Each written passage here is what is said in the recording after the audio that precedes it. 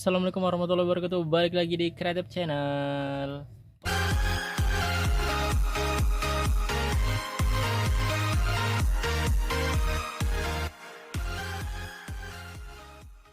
Oke guys, balik lagi di Sentra Rumah Jamur Insan Serbelawan, channel inspirasi, motivasi, dan semangat untuk berwirausaha ya guys. Balik lagi kita ngobrol-ngobrol santai masalah usaha budidaya jamur tiram. Yang belum subscribe, sekali lagi saya ingatkan untuk subscribe, nyalakan loncengnya supaya nggak ketinggalan uploadan terbaru dari Creative Channel. Buat teman-teman yang baru kesasar, baru searching cari informasi usaha, cocok ya guys ya, datang ke channel ini kalian udah tepat, tinggal subscribe aja, pencet merahnya, kemudian tontonin notifikasi video terbaru dari Creative Channel. Mudah-mudahan ada inspirasi usaha, yaitu tentang usaha budidaya jamur tiram yang bisa kalian coba di rumah guys. Karena memang usaha ini akhir-akhir ini lumayan naik daun ya guys ya. Dari bagaimana insan bisa menilai udah naik daun itu karena dari pesanan backlog itu udah mulai meningkat sampai insan keteter sampai di kumbung insan itu nggak ada jamur. Bisa dibilang backlog untuk sendiri itu hanya di bawah 1000 ya guys ya. Jadi kacau sekali, insan cuman mengambil jamur mitra aja untuk langganan, jadi itu bahaya. Nah jadi untuk saat ini mungkin akan insan stop dulu produksi pembuatan pesanan backlog, jadi insan mau coba fokus ke jamur dulu, karena seperti yang insan bilang di video kemarin itu, untung jamur itu bisa 3 kali lipat atau 4 kali lipat dibandingkan jual backlog ya guys ya. Jual backlog menangnya cuman untungnya uangnya kumpul, tapi habis itu habis ya guys ya. Tapi habis itu habis. Kalau jual 1000 backlog itu dibuatkan 1000 backlog lagi udah habis. Tapi kalau kita punya 1000 backlog ditumbuhkan jamur, itu bisa menghasilkan uang yang bisa dibuatkan 2000 atau 3000 backlog. Nah, jadi bisa lebih banyak untungnya. Yang penting lebih sabar lagi, rotasinya itu lebih kena. Jadi buat teman-teman yang belajar buat backlog, tujuannya mau jadi penjual ataupun produsen backlog yang sukses, yang banyak mitranya. Tapi kalau memang sekaligus banyak ya nggak masalah mungkin ya guys ya. Mungkin ya kalau misalkan per bulannya itu bisa keluar 10.000 atau 20.000 backlog, nah itu mungkin ya lebih prospek. Tapi kalau untuk yang tanggung-tanggung itu cuman capek aja ya guys ya. Nah jadi itu sekilas saja lah ya guys ya, curhatan sekilas masalah produsen backlog. Buat teman-teman yang udah senior atau udah jalan atau udah mau coba jadi produsen log, supplier backlog, nah silakan ya guys ya. Jadi balik ke tema video pada kesempatan kali ini guys. Nah ini jadi kesempatan kali ini Insan mau membahas tentang beberapa survei yang udah Insan berikan kepada teman-teman. Jadi kendala terbesar teman-teman itu di bagian apa? Ya di bagian pencampuran, nutrisi, perbandingan, kemudian bagian sterilisasi, atau bagian inokulasi, atau bagian penumbuhan, bagian perawatan, bagian pemberantasan hama. Nah jadi survei itu udah ada yang memasukkan voting ya guys ya. Jadi udah sekitar 49% itu lebih bermasalah pada produksi ataupun masalah pencampuran media. Nah sebenarnya kalau masalah pencampuran media udah banyak insan buatkan video ya guys ya. Cuman di sini akan coba insan rangkum sedikit buat teman-teman pemula yang mungkin susah ya nyari videonya di bawah, karena di awal-awal itu guys ya udah insan buat videonya. Jadi buat yang susah nanti ini akan insan rangkum, nanti di deskripsi juga akan insan taruh linknya supaya kalian bisa nonton lebih lengkapnya lagi. Nah jadi untuk masalah pencampuran itu sebenarnya banyak versi ya guys ya. Kalau masalah media itu banyak versinya, terutama dari versi komposisi. Karena ya kita ambil komposisi utamanya itu serbuk kayu, bekatul, dan kapur ya guys ya. Ini 3 komponen penting yang nggak boleh tidak ada ya guys ya. Jadi nggak boleh kosong ataupun nggak boleh kalian lupakan dalam pembuatan media jamur tiram. Tinggal perbandingannya aja. Kalau masalah tepung jagung, kemudian gipsun, kemudian ada lagi tambahan ya macem lah ya guys ya. Banyak eksperimen-eksperimen yang udah ditambahkan atau udah dicampurkan ke dalam pengolahan backlog jamur tiram ini. Tapi kembali lagi ke fungsi guys ya. Jadi kita harus tahu apa fungsinya kita tambahkan ini. Jadi jangan asal nambah, jangan asal ikut-ikutan. Nah, sementara kalau misalkan gula, ada yang nambahkan gula ya guys ya. Gula, tepung jagung, bekatul, nah itu semua ditambahkan, dimasukkan aja. Padahal komposisi ataupun nutrisi dari kandungan 3 komponen ini hampir sama. kandungan gula itu ya gula, kemudian glukosa, kemudian dari bekatul atau dedek kita juga ingin mengambil ekstrak gula dan karbohidratnya. Kemudian dari tepung jagung ya sama juga, kita mau mengambil gula dan karbohidratnya. Jadi kalau kita mencampurkan semua, yaitu sama aja kita buang-buang biaya ya guys ya. Padahal kuncinya hanya satu, tinggal satu komponen aja dibanyain gitu guys. Nah jadi kita sebelum mengetahui ataupun sebelum melakukan sesuatu, kita harus mengetahui ini fungsinya apa ditambahkan itu gitu guys. Jadi dari 3 komponen ini, kalau dari komposisinya kita ambil komposisi standar itu sebenarnya ya seperti yang saya bilang tadi, nggak ada kata-kata standar ataupun standar internasional dari media jamur tiram ini, karena setiap petani punya standarnya masing-masing, punya nilai ataupun punya ukurannya masing-masing.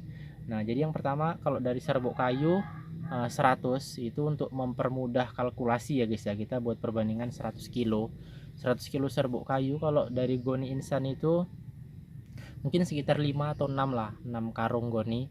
Nah itu kan kalian bisa pernah melihat goni instan ya guys ya, goni 50 kilo dijahit padat ya guys ya.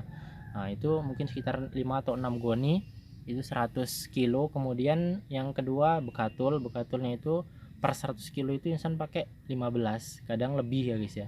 Nah, tergantung stok lah ya guys ya. Jadi per 100 kilo kita pukul rata aja 15. Kalau kalian mau bagus itu pakai 20 guys sebenarnya. Nah, supaya perambatan miselium bisa lebih tebal dan lebih cepat itu 20. Nah, jadi kalau insan mau mengejar target produksi biasanya insan pakai 20, karena bekatul di sini lumayan murah sih guys ya. Nah, yang bagus saja itu kualitasnya itu hanya 2.500. Nah, jadi kita beli di kilang lah. Nah, jadi kita beli di kilang itu harganya 2.500, itu yang paling halus ya guys ya. Kalau yang mau lebih kasar lagi ya mungkin ada yang 1000 1500 gitu loh guys. Nah itu jadi bekatulnya per 15 kilo. Nah, seperti yang saya bilang tadi, kalau kalian mau bagus mau cepat miselium tebal 20 kilo standarnya. Kemudian kapurnya itu kapur kerang ya guys ya. Kalau susah kapur kerang di wilayah kalian itu pakai aja kapur dolomit, itu fungsinya sama untuk mengatur pH, untuk mengatur kelembapan dan kadar pH. Nah jadi itu guys, jadi tujuannya kalian harus tahu guys ya, komponen itu ditambahkan tujuannya apa. Kalau serbuk kayu itu udah jelas kita mau mengambil zat arangnya di situ, karbohidratnya. Kemudian bekatul kita mau mengambil gulanya dan karbohidrat dan protein juga di situ ada bekatul. Dan kemudian dari kapur kita mau mengambil kadar pH-nya untuk stabil pH. Nah jadi 3 komponen ini yang nggak perlu ataupun jangan sampai terlewat ya guys ya. Ukurannya kapurnya per 1 kilo 1,5 kilo lah standarnya. Nah kalau 1 kilo udah bisa, tapi kalau instan pakai 1,5 kilo. Nah jadi kalau udah komponen ini klop dia, nah itu kalian yang tinggal kalian lakukan cuman mengatur air, kemudian perbaiki sterilisasi, kemudian baguskan inokulasi, baguskan ruang inkubasi. Nah udah jadi guys. Tapi seperti yang Insan bilang, semua itu punya standar ya guys ya. Semua pengusaha punya standar. Jadi yang Insan berikan ini adalah bisa dikatakan ilmu standar. Tapi dari setiap pengusaha ataupun dari setiap petani, dari setiap produsen itu memiliki eksperimen jalan-jalan tikus pribadi yang mereka udah kerjakan. Jadi nutrisi standar ataupun komposisi standar inilah yang biasa kita bagikan. Tapi kalau untuk yang rahasia, ataupun setiap perusahaan pasti punya rahasia ya guys ya, rahasia yang nggak mungkin sebarluaskan. Tapi ya untuk pembuatan backlog standar itu yang itu tadi komposisinya udah bisa guys ya, udah bagus. Jika nanti seiring berjalannya waktu kalian pasti akan menemukan rahasia-rahasia itu sendiri guys. Yang penting kuncinya eksperimenkan lah ya guys ya, eksperimenkan untuk mendapatkan hasil yang lebih baik itu gimana. Nah seperti itu guys. Tapi kalau untuk penambahan komponen-komponen seperti tepung jagung, gula, kemudian ditambah dengan air kelapa, nah itu semua kalau menurut Insan pada proses pembuatan itu nggak ada gunanya ya guys ya, lebih kurang itu hanya mengeluarkan biaya. Tapi kalau misalkan kalian menambah tepung gipsun, ataupun kapur mil, kapur pembangunan, nah itu ada beberapa produsen ataupun ada beberapa supplier backlog yang menambahkan kapur bangunan ataupun gipsun itu ke dalam media media tanam jamur tiram itu tadi guys. Nah seperti yang Ihsan bilang bahwasanya jamur tiram ini adalah komponen ataupun bahan pangan yang organik. Jadi kalau udah organik, kalau udah kita campurkan kimia, namanya udah nggak organik ya guys ya. Nah, jadi karena keluarga Ihsan termasuk juga itu suka makan jamur, Ihsan pilih yang alami. Bukan artian ditambahkan kapur itu makin lebih bagus, enggak sih guys. Tambahkan kapur mil atau kapur Gibson itu hasilnya bisa lebih meningkat 2 kali lipat, itu enggak guys. Nah jadi tujuannya apa para produsen itu menambahkan kapur itu? Nah, jadi buat teman-teman ini yang udah pakai ataupun para senior, para master yang udah pakai kapur ini, Ihsan nggak mengkritik, nggak menyalahkan ya guys ya, jangan salah paham dulu. Nah, jadi tujuannya karena ada mereka yang pakai itu tapi nggak tahu tujuannya apa ya, cuman sekedar ikut pakai aja, katanya pakai. Nah jadi ada yang seperti itu, ada yang memang tahu fungsinya itu apa gitu ya guys ya. Nah, jadi di sini San buat teman-teman yang udah pakai dan nggak tahu fungsinya, nah di sini San mau kasih tahu ya guys ya fungsinya apa. Dan buat teman-teman yang udah pakai, udah tahu fungsinya dan masih ingin terus pakai karena fungsi tersebut, ya silakan, nggak apa-apa ya guys ya. Tapi ya mudah-mudahan lama-lama mereka ya bisa meninggalkan lah, karena ya nggak pakai itu pun udah bagus sih guys ya. Contohnya backlog Ihsan sendiri nggak pernah pakai kapur Gibson, nggak pernah pakai kapur mil, ya hasilnya lumayan bagus juga guys ya. Bagus lah, nggak bisa dikatakan lumayan tapi udah bagus. Nah jadi tujuannya itu apa? Tujuannya cuman untuk mengeraskan mengeraskan backlog ya guys ya. Biasanya kalau produsen ini kan semakin keras, semakin padat, katanya semakin bagus si backlognya ini guys. Nah, dan untuk pengiriman jangka waktu yang jauh ataupun yang panjang ataupun yang bisa sampai perjalanan 2 hari. Nah kalau posisi backlognya ini keras dan padat dan pengirimannya itu di atas 2000 atau 3000 log, itu disusun nggak akan rusak guys. Nah jadi tujuannya adalah untuk mengeraskan backlog, membuat backlog itu lebih keras, lebih padat. Memang ya tampaknya bagus lah ya guys ya, padat-padat, keras. Nah di pejet-pejet gini pun nggak ada longgar dia guys ya, karena dia kalau udah putih maka dia akan semakin keras. Karena itu tadi kapur Gibson ditambah dengan air, dia kalau dia semakin mengering kadar airnya itu akan semakin keras. Nah jadi tujuannya itu guys, tujuannya ditambahkan kapur Gibson itu untuk itu. Nggak ada tujuan lain, nggak ada bahwasanya ditambah itu bisa meningkatkan hasil panen, itu nggak ada guys. Itu udah Ihsan eksperimenkan sendiri. Beberapa backlog yang Ihsan tambahkan kapur Gibson dan yang enggak itu sama, bahkan yang nggak pakai itu bisa lebih cepat tumbuh sih guys ya, kalau dari eksperimen Ihsan. Kalau buat teman-teman yang mungkin merasa pakai Gibson lebih banyak tumbuhnya, lebih bagus hasil panennya lebih cepat, nah itu ya udah terserah teman-teman sih guys. Tapi ya dari eksperimen yang udah Ihsan lakukan seperti itu. Ngefeknya itu cuman di kekerasan, kepadatan backlog itu lebih padat ya guys ya. Tapi kalau menurut Ihsan ya kelemahannya itu tadi tetap ada ya guys ya. Yang pertama itu di dalam jamur itu pasti mengandung bahan kimia, karena dari nutrisi yang diserap jamur itu adalah nutrisi yang tercampur ke dalam serbuk kayu itu tadi. Jadi jika kita menambahkan bahan kimia, menambahkan pupuk urea misalkan, kemudian menambahkan Gibson itu tadi, maka si jamur yang menyerap nutrisi dari backlog itu tadi, dari serbuk kayu, juga akan menyerap zat-zat kimia yang berada di kayu itu tersebut.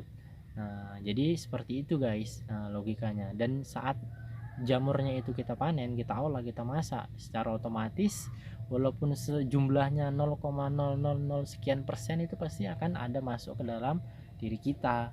Nah jadi kalau misalkan zat kimia yang sedikit-sedikit itu kita timbun terus di dalam tubuh, ya otomatis lama kelamaan mungkin dalam jangka waktu yang panjang akan bisa menyebabkan masalah dari organ tubuh kita gitu ya guys ya.